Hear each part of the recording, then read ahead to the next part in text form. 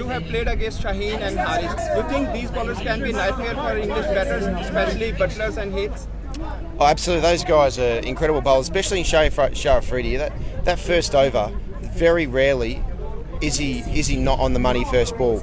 The start of the tournament he wasn't because he's coming back from injury, and that's totally understandable. But that last game he's really found his groove. So the English batters, they're going to have to be ready to go first ball because Shah Afridi's bowling 150, swinging in at pace, which he did for me in one PSL game as well. Only faced one ball, I was walking back. So he knows how to do it incredibly well. Shane, who is favourite for your today's match?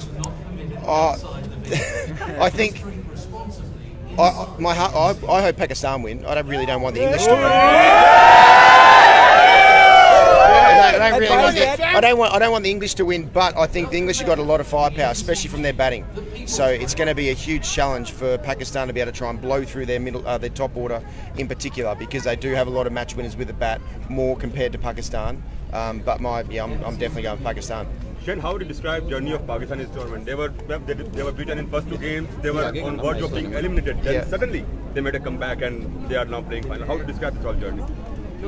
Well, yeah, they were fortunate things fell their way, but that's not just as individuals, that's collectively in tournaments. That's the things that you need falling your way at times to be able to get into those knockout games and then put on a performance like they did against New Zealand. So in the end, when the winner's announced, no one cares what their team's journey is really up until the final. All that matters is how they play in the final. So it's certainly it was a little bit interesting that Pakistan weren't really able to get up and get going, but things fell their way. That South African game with Netherlands beat South Africa, which no one still really can get their head around that happened, but in the end it meant that Pakistan has had an opportunity to be able to play the game they did against New Zealand, because that was a very, very dominant display.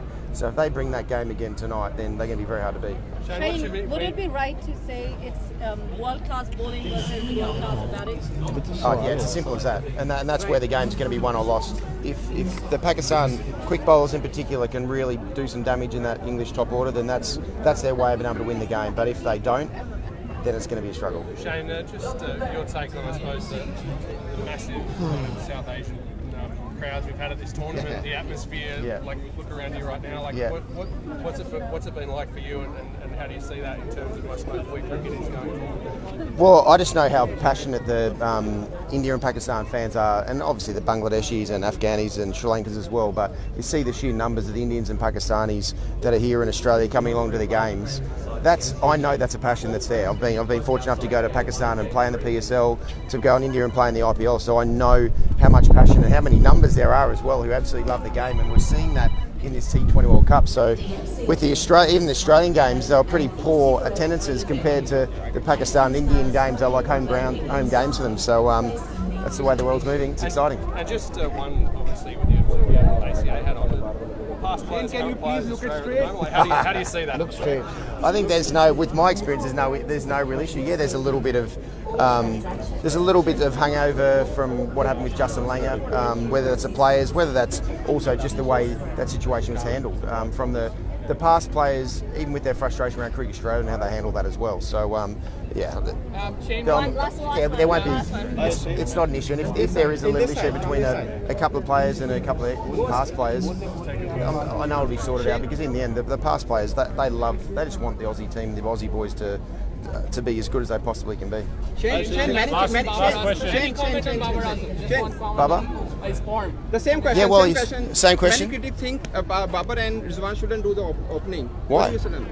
Why? Because when they're on, they're so hard to be able to actually contain. That's so technically correct. It looks like they're not really taking risks when they're going and scoring so freely. And they're a very good foil together as well, because Babar's more just hitting loose balls, whereas Rizwan takes the game on a little bit more, hits into different spaces. So you wouldn't break that up, because when they're going, as they showed in the semi-final against New Zealand, they just take the game away from the opposition against the world-class bowlers. So what's your prediction for the player of the match? One sec. Just on the weather, how desperate will the players be to get the result today? Everyone's desperate to get a result today. No one wants to come back for the rest day. So so far, I expected to arrive here today and it'd be raining, just with the forecast the way it is. So hopefully the rain stays away enough to be able to get a full game in, more than sort of a reduced game. But no, everyone's got their fingers crossed, that's for sure. All right, cool. Thanks. Thank you very much. What's the prediction for the player of the match? Which microphone are these ones? Not sure. Not sure. Alright,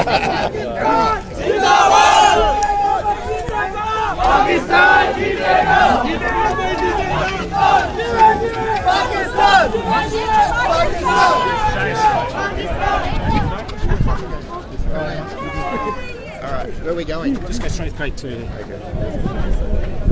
Welcome back to the MCG, the People's Ground. Okay, guys, pull back, guys, Johnny. Pull back. MCG members only.